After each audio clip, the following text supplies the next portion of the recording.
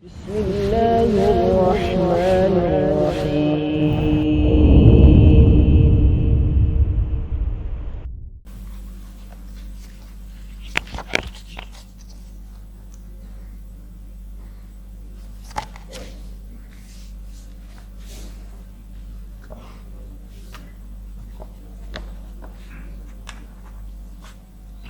Mulai ya? Mulai?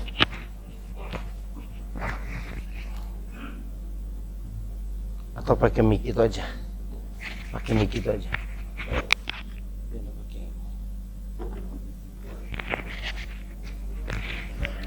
Dia lebih nyaman pakai yang ini. Oke.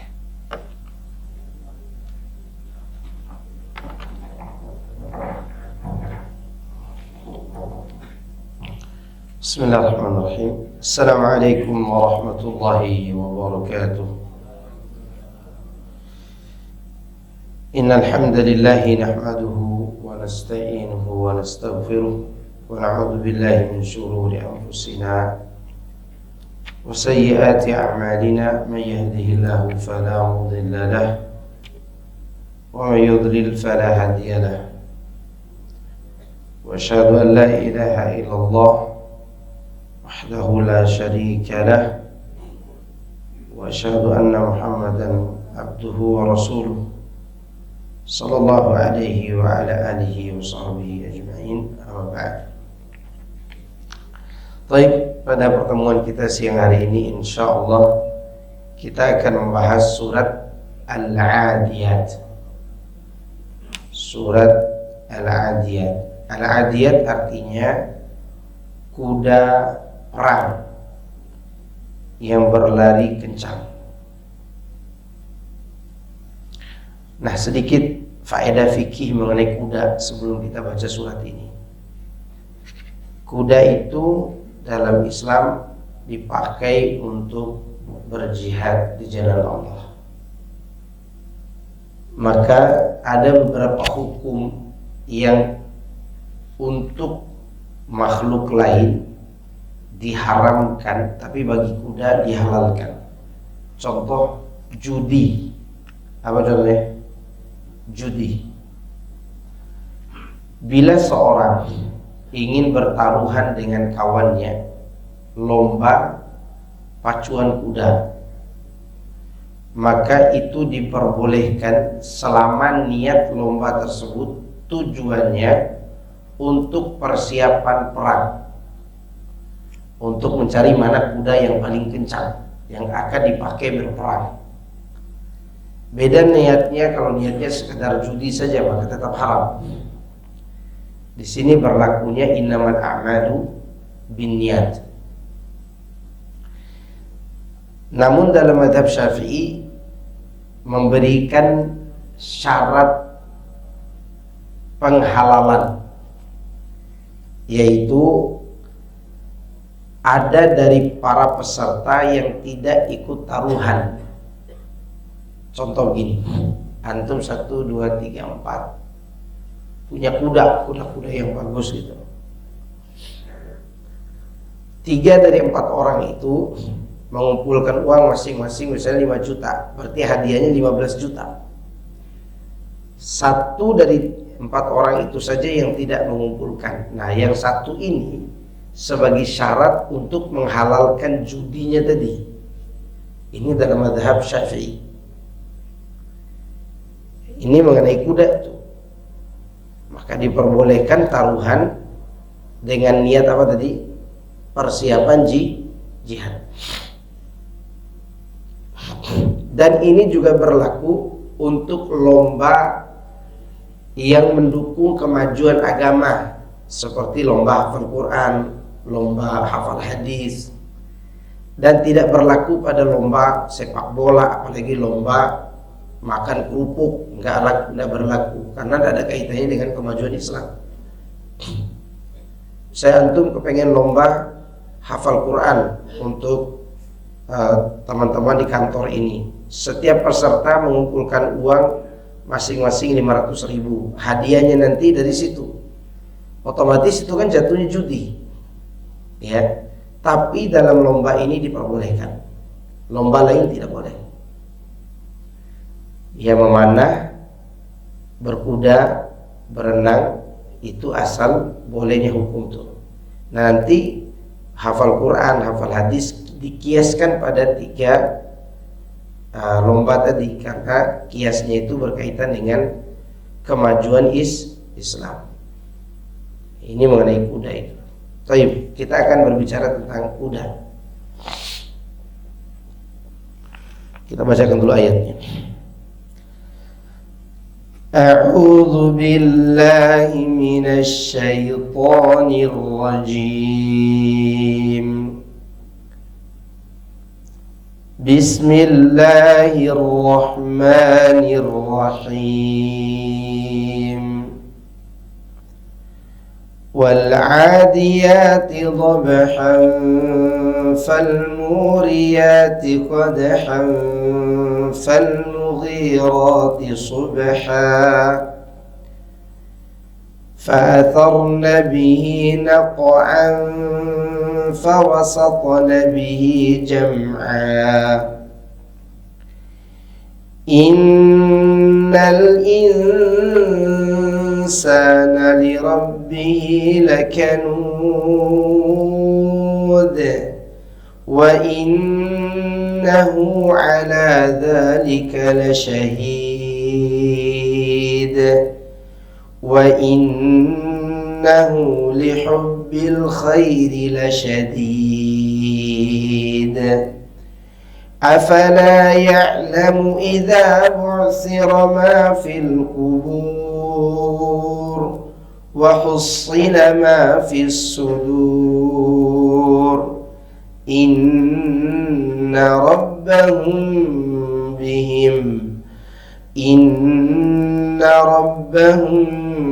بهم يومئذ لخبير. Yang artinya demi kuda perang yang berlari kencang dengan terengah-engah, dan demi kuda yang mencetuskan api dengan pukulan kuku kakinya, dan kuda yang menyerang dengan tiba-tiba di waktu pagi, maka dia menerbangkan debu dan menyerbu di tengah-tengah kumpulan musuh. Sesungguhnya manusia itu sangat ingkar, tidak berterima kasih kepada Rabb-Nya. Dan sesungguhnya manusia itu menyaksikan sendiri keingkarannya itu. Dan sesungguhnya dia sangat pelit karena cintanya kepada harta. Maka apakah dia tidak mengetahui apabila dibangkitkan apa yang ada di dalam kubur dan ditampakkan apa yang ada di dalam dada, sesungguhnya Rabb mereka pada hari itu maha meneliti keadaan mereka. Berkata Syekh Sa'di rahimahullah mengenai ayat ini,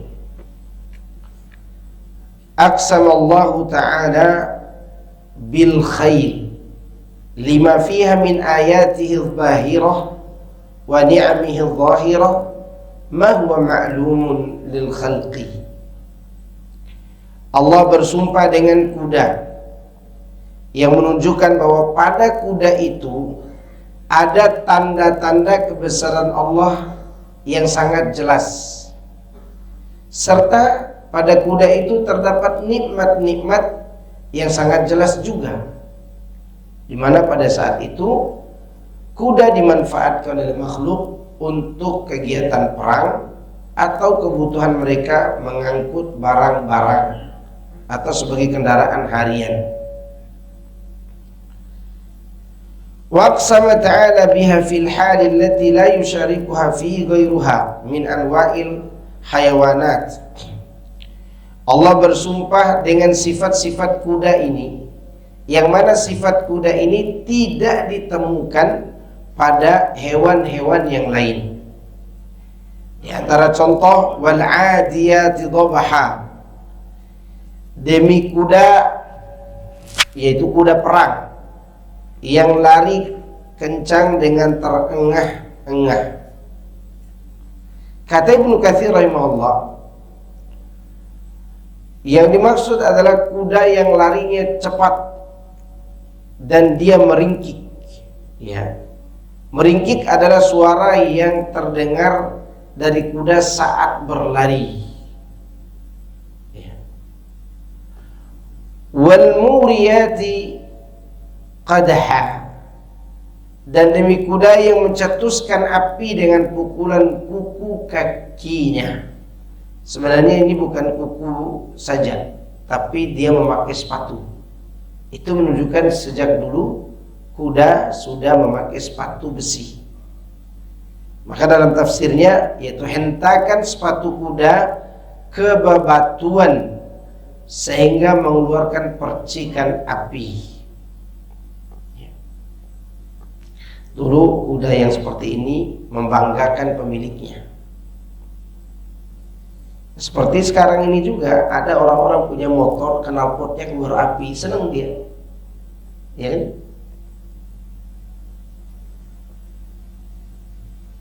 Fal mughirati subha, dan kuda yang menyerang dengan tiba-tiba di waktu pagi, yakni penyerbuan pada waktu pagi.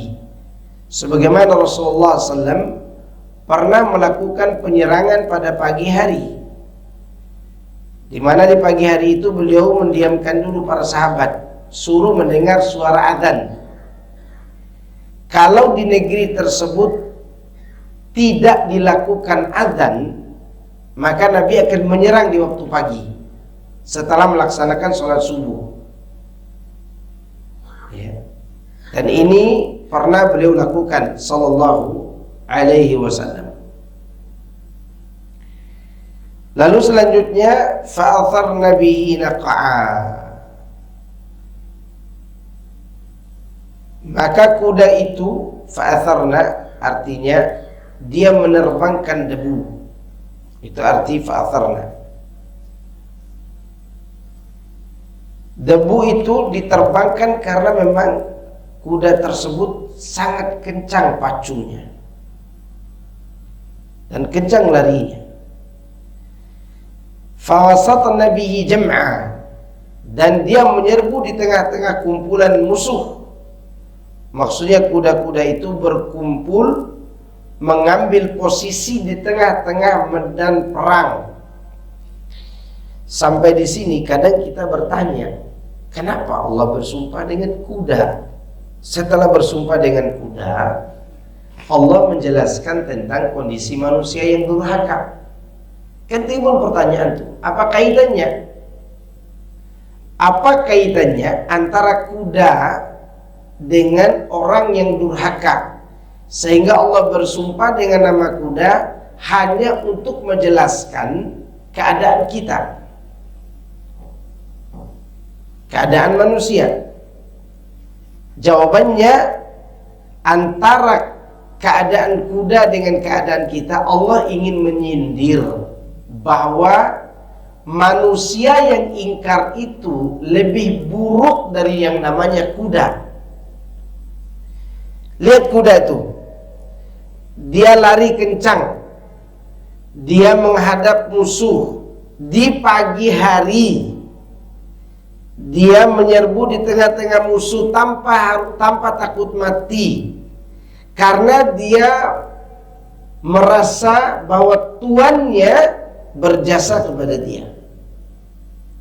Jadi kuda ini nurut, walaupun kematian di hadapannya, dia tetap nurut karena ingin membalas jasa si pemilik. Sedangkan manusia, mereka lebih buruk dari kuda karena mereka tidak bersyukur kepada Allah yang memiliki mereka. Ini sebenarnya sumpah untuk menyinggung namanya. Kalian itu tidak lebih baik dari kuda. Kuda itu nurut pada tuannya karena tuannya yang berinya makan. Kalian diberi kehidupan, diberi makan, diberi minum, diberi tempat tinggal, diberi yang lebih daripada apa yang diberi oleh tuan kuda tadi. Tapi kalian itu tidak bersyukur. Gitu maksudnya. Jadi ini sindiran namanya. Dan boleh menyindir orang seperti ini. Ya. Kucing aja dia terima kasih, kok ente tidak pernah terima kasih, kan gitu kata kita. Ya. Demikian juga ini sumpah ini. Kuda itu terima kasih kepada tuannya dengan cara berkorban, kok ente tidak mau berterima kasih kepada Allah yang telah memberikan kehidupan. Nah, ini yang diinginkan dari sumpah ini. Menyindir manusia yang durhaka. Oleh karena itu Allah katakan, innal insana li rabbih lakanud. Sesungguhnya manusia itu sangat ingkar kepada Tuhannya. Maksudnya munawwi'un lil khair alladzi lillahi alaihi. Dia itu ingkar terhadap kebaikan yang Allah berikan kepadanya, tidak berterima kasih. Dan inilah yang menjadi objek sumpah, yaitu Allah ingin menjelaskan keadaan kita dengan pengertian bahwa manusia itu kufur dan ingkar akan nikmat-nikmat Allah, tidak seperti kuda yang berterima kasih kepada pemiliknya tadi. Fatabi'atul insan wa jabalatuhu anna nafsahu la tasmah bima alaihi minal huquq fatuaddiha kamilatan mufiratan bal tabi'atuha al-kasal والمنع لما عليها من الحقوق المالية والبدنية إلا من هداه الله وخرج عن هذا الوصف إلى وصف السماح بأداء الحقوق. Tabiat manusia itu biasanya jiwanya tidak memiliki empati dalam urusan harta dan urusan hak dan kedudukan, dan dia tidak memiliki keinginan untuk menunaikan hak-hak itu dengan sempurna. Bahkan tabiat manusia itu malas, menahan diri dari kebaikan, terutama dalam urusan harta dan juga merawat tubuh, ya. Kecuali yang diberikan hidayah oleh Allah Subhanahu wa taala. Mereka lah yang mampu menundukkan ketaatan kepada Allah dengan harta dan tubuh mereka. Lanjutannya, apa yang membuat manusia itu ingkar nikmat? Ya afwan. Siapa yang menjadi saksi pengingkaran itu? Tentu dia sendiri. Wa innahu ala dzalika lasyahid. Dan sungguhnya dia itu menyaksikan sendiri keingkarannya itu.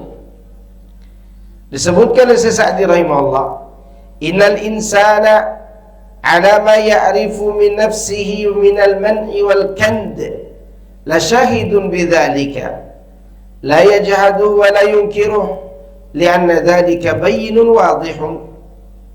Sungguhnya manusia itu tahu juga dan dia menjadi saksi bahwa dia itu sebenarnya suka ingkar, menolak, tidak mau menundukkan diri di hadapan Allah, dan dia sendiri tidak mengingkari pengingkarannya itu.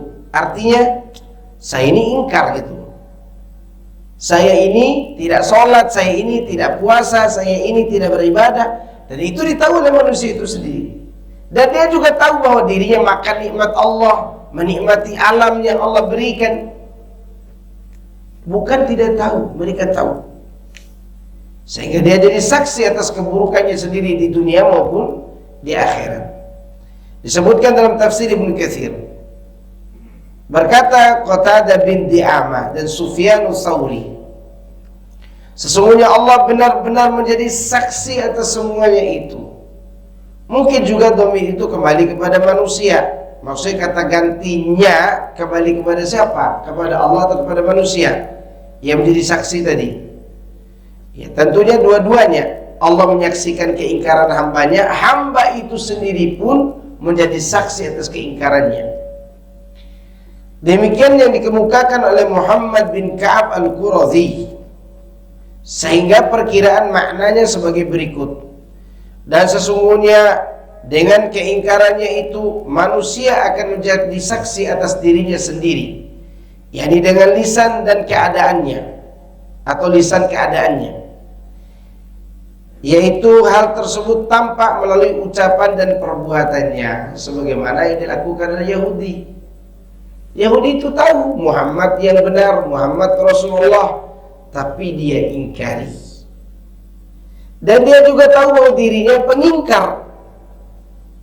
Contoh yang lain, selain Yahudi, ada nabi namanya nabi palsu, yaitu Musailamah al-Kadzdzab. Dia kafir, murtad. Dia mengaku diri sebagai nabi, tapi dia sendiri pun tahu bahwa dirinya bukan nabi. Jadi yang menyaksikan kebohongan Musailamah itu adalah dirinya sendiri. Makanya tentara-tentara Musailamah ditanya oleh kaum muslimin pada saat perang di tahun 11 Hijriah, "Hai pasukannya Musailamah, apa kalian yakin bahwa Musailamah itu adalah nabi?" Apa kata pasukannya? "Demi Allah, Musailamah itu kadzdzab, pendusta," kata pasukannya. Jadi lihat, selain dirinya sendiri, pasukannya pun tahu Musailamah itu pendusta, pembual, pembohong, pengaku-ngaku nabi. Tapi apa yang terjadi? Kata mereka, "Namun si pendusta ini karena kami satu kabilah, lebih kami cintai dan kami bela dibandingkan Muhammad yang jujur tapi berbeda kabilahnya dengan kami." Saya yakin bapak-bapak sekalian kalau nanya teman-temannya yang tidak sholat, mereka akan mengaku bahwa mereka durhaka. Kalaupun tidak mengaku dengan lisan, tapi hati kecilnya mengaku nggak sholat, durhaka kepada Allah. Dan durhaka melebihi orang yang berzina, bahkan melebihi orang yang korupsi, adalah meninggalkan sholat. Durhaka yang paling dibenci oleh Allah meninggalkan sholat. Kalau ada orang korupsi dengan korupsi yang banyak-banyak, itu dosanya besar. Tapi orang yang meninggalkan sholat lebih besar lagi dosanya. Maka mereka sendiri jadi saksi. Selanjutnya Allah katakan, "Wa innahu lihubbil khairi lisyadid." Inilah sebab kenapa dia durhaka, kenapa dia pelit, kenapa dia tidak mau mengakui nikmat Allah, karena sesungguhnya dia sangat bakhil karena cintanya kepada harta itu. Kecintaan yang berlebih. Perhatikan ayat ini. Ayat ini tidak melarang suka kepada harta, tidak melarang kita cinta kepada harta, tidak.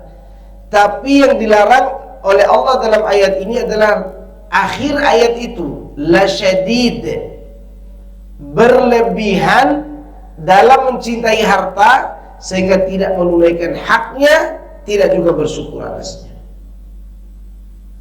Contoh, wallahu a'lam, di daerah kami itu setiap tahun terjadi banjir bandang. Itu karena kerakusan rakyatnya yang menebang hutan-hutan lindung.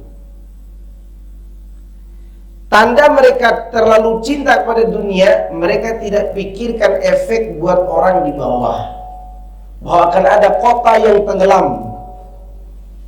Saya tidak tahu di Sumatera apakah kejadian seperti itu atau tidak, tapi di daerah kami dan saya jadi saksi.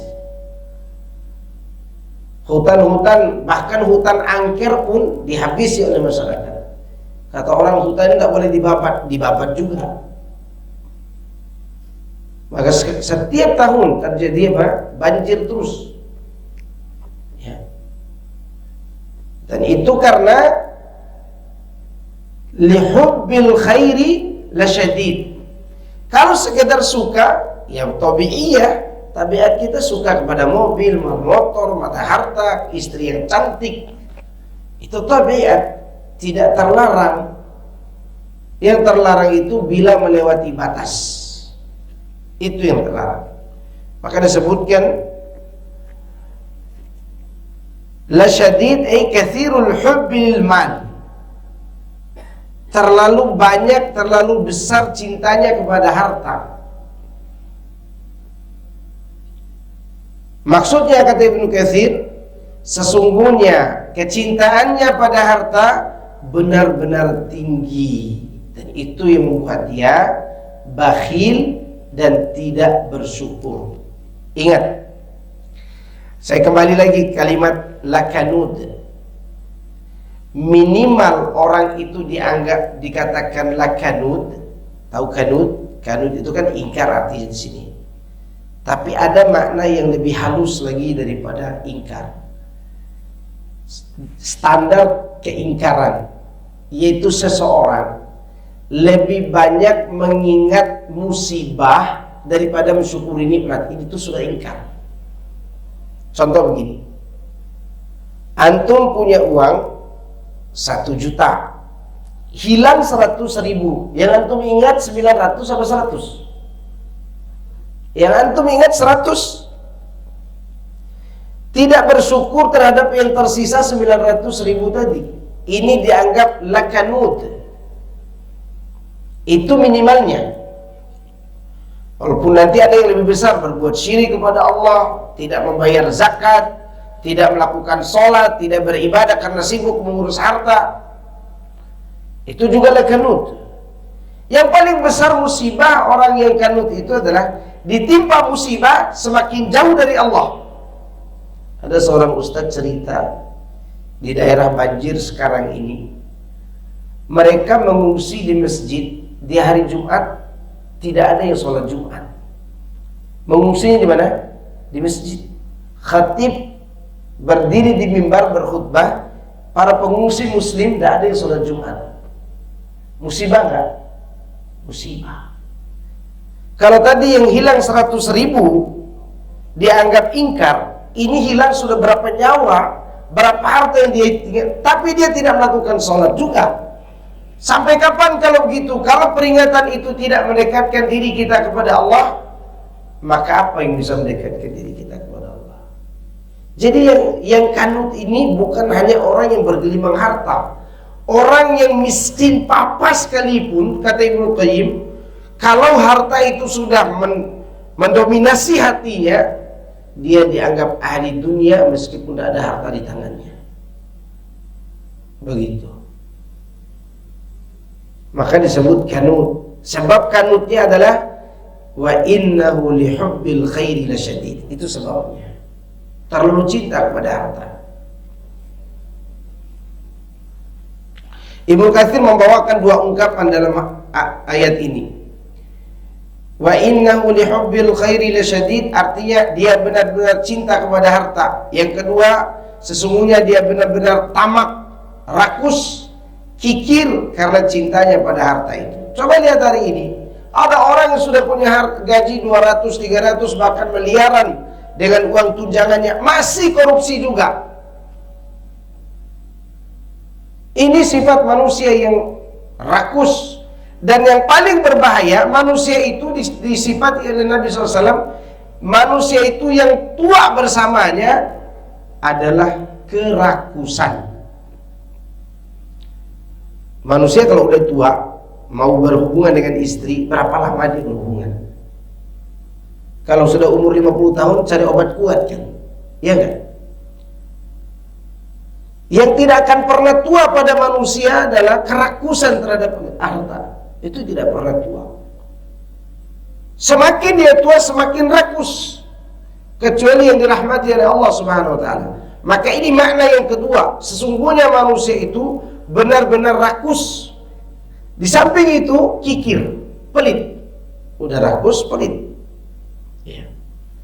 Antum bayangkan gaji orang-orang ini ada yang miliaran kan. Baik. Bagaimana cara makannya? Nggak bisa dimakan begitu saja. Bahkan ada orang cari harta dengan cara yang halal di negeri kita ini. Sebentar lagi dia mau pindah ke Saudi. Itu dolar yang dia punya itu mungkin seruangan ini. Jadi di gudang itu dolar semua. Dan mau dipindahkan ke Saudi dengan gunakan kontainer. Karena dia sudah tak merasa nyaman berbisnis di sini katanya. Orang Chinese. Ya. Dan saya diceritakan salah satu partner bisnis teman orang ini yang ada di Saudi, PNS-nya. Itu menunjukkan ada orang punya harta, uang cash dolar itu seruangan ini. Cara makannya gimana? Itu halal loh. Kalau sekiranya harta itu menghalangi dia dari mengingat Allah, dia masuk dalam ayat ini. Tapi kalau harta itu membuat dia semakin dekat kepada Allah dan dia tidak pelit kepada makhluk, maka dia terpuji dengan hartanya. Jadi menjadi masalah bukan harta, jadi masalah sikap kita kepada harta itu. Ketamakan, terlalu rakus. Selanjutnya, dengan motivasi untuk tidak tergoda oleh dunia dan menganjurkan untuk lebih menyukai akhirat, serta memperingatkan akan keadaan yang ada setelah keadaan ini dan berbagai hal yang menyeramkan yang akan dihadapi manusia, maka Allah memperingatkan dengan akhirat agar kamu tidak rakus, gitu maksudnya, agar anda tidak durhaka. Apa kata Allah? Afala ya'lamu idza bu'thira ma fil kubur. Maka apakah dia tidak mengetahui apabila dibangkitkan apa yang ada di dalam kubur, yaitu manusia yang sudah mati akan dibangkitkan kembali untuk dihisab dan dipidana bagi yang melakukan dosa. Wa hussila ma fis sudur, dan hari itu ditampakkan apa yang selama ini terlintas di dalam niat kita di balik dada, atau yang kita niatkan di balik dada. Ibnu Abbas juga yang lainnya mengatakan Allah memperlihatkan dan menampakkan apa yang mereka sembunyikan di dalam diri-diri mereka. Inna rabbahum bihim yawma idzin lakhabir. Maksudnya sesungguhnya Rabb mereka pada hari itu benar-benar meneliti. Meneliti apa? Mengetahui a'malihim bi'a'malihim al-zahirati wal-batinah wal-khafiyati wal-jaliyah wa mujazihim 'alaiha. Selain daripada mengabarkan, Allah menampakkan amal yang jelas, amal yang batin, amal yang tersembunyi, amal yang besar, dan Allah menghisab dan membalas mereka pada saat itu. Itu yang dimaksud dengan inna rabbahum bihim yawma idzin lakhabir. Ibnu Katsir menambahkan, maksudnya dia mengetahui semua yang mereka perbuat dan kerjakan, serta akan memberikan balasan atasnya dengan balasan yang lebih banyak, dan tidak akan pernah menzalimi mereka sekalipun, sedikit pun. Ya. Taib. Jadi nanti di hari kiamat Allah membalas semua amal dengan balasan yang setimpal. Maka orang-orang yang berbuat baik dibalas dengan al-fadlu. Fadlu itu artinya karunia. Berarti kalau dia karunia, balasannya bisa lebih. Sedangkan perbuatan dosa Allah balas dengan al-adlu, keadilan, satu dibayar satu. Itu perbedaan antara balasan kebaikan dengan balasan keburukan. Dan pada hari itu jemaah sekalian azakumullah, tidak ada lagi di antara kita ini yang mencari tahu di mana keluarganya. Kan sudah saya jelaskan sebelumnya, ada 3 keadaan di hari kiamat nanti. Orang itu tidak mencari lagi keluarganya. Kalaupun dia lihat keluarganya, dia akan tinggalkan pada hari itu. Keadaan pertama pada saat ini hisab. Keadaan pertama mahsyar, dikumpulkan di padang mahsyar. Nggak ada mencari mana anak saya, mana bapak saya, mana istri saya, nggak ada. Udah nggak ada lagi itu orang cari itu. Di mana? Di mahsyar. Yang kedua, Keadaan yang kedua adalah hisab. Kondisi ini yang disebutkan inna rabbahum bihim yawma idzin khabir. Kalau ada seorang lagi dihisab oleh Allah lewat keluarganya, dia tidak tahu, tidak mau mengakuinya atau tidak mau memanggilnya. Ya. Karena dahsyatnya hari itu. Yang ketiga, keadaan di atas sirat. Ya, 3 keadaan ini akan ada orang yang mencari keluarganya, termasuk yang ini. Karena ini adalah keadaan yang paling menegangkan pada hari kiamat nanti. Tapi saya kira cukup, itu bisa saya sampaikan. Semoga ini bermanfaat bagi saya pribadi dan antum semuanya. Dan insyaallah kita akan membahas surat Al-Qari'ah pada pertemuan yang akan datang insyaallah. Tapi ada waktu tanya jawab, silakan. Yang mau bertanya. Antum mau nanya enggak? Antum? Enggak ada. Antum mau nanya? Kalau tidak ada pertanyaan kita cukupkan ya. Subhanakallahumma bihamdika asyhadu an la ilaha illa anta astaghfiruka wa atubu ilaik. Assalamualaikum warahmatullahi wabarakatuh.